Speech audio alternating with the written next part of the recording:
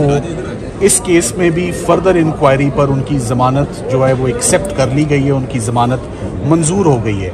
मैं आपको जो इसमें सबसे अच्छी बात बताना चाहूँगा वो ये है कि जो मेरी अपने क्लाइंट से मुलाकात कल के दिन हुई, इस वक्त ये आखिरी केस था सरकार के पास।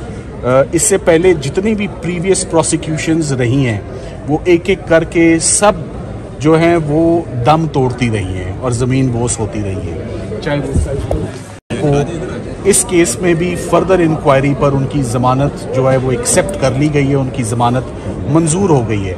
मैं आपको जो इसमें सबसे अच्छी बात बताना चाहूँगा वो ये है कि जो मेरी अपने क्लाइंट से मुलाकात कल के दिन हुई, इस वक्त ये आखिरी केस था सरकार के पास।